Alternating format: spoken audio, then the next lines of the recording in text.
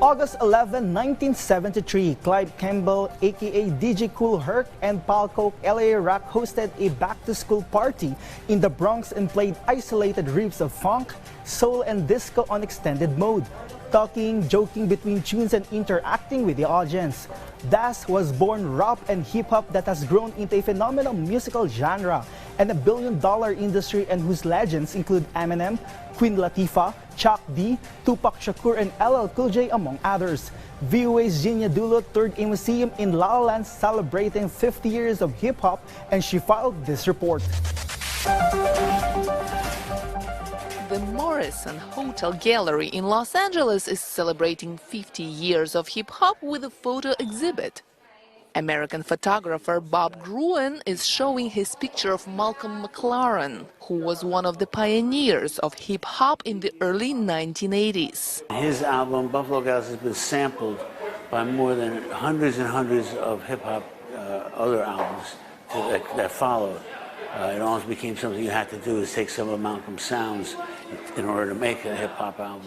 In 1988, photographer Timothy White took this picture of the not yet famous rapper Jay-Z. It's a voice, you know, it's a clear voice of a generation, of a culture that has become something else, you know, it's become sort of part of musical consciousness. It's become something that that's of its own genre, and it's powerful. I mean, there's a whole generation. It's the 50th anniversary. It's 50 years. There's 50-year-olds who grew up only on that music. Photographer Cheryl Fox has been documenting hip-hop stars for decades. She says hip-hop inspires confident women, both in front of the camera and behind it. This is a 2012 photo of entertainer Rihanna, who has incorporated various genres into her work.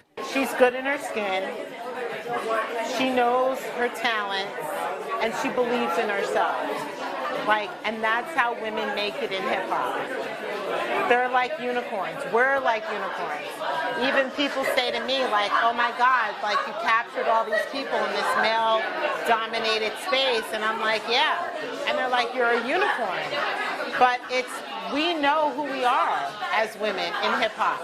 Celebration of the music and the art it has inspired continue throughout 2023. Marking 50 years since music scholars say hip-hop was born at the party in the New York borough of the Bronx in 1973. Genia Dulo for VOA News, Los Angeles.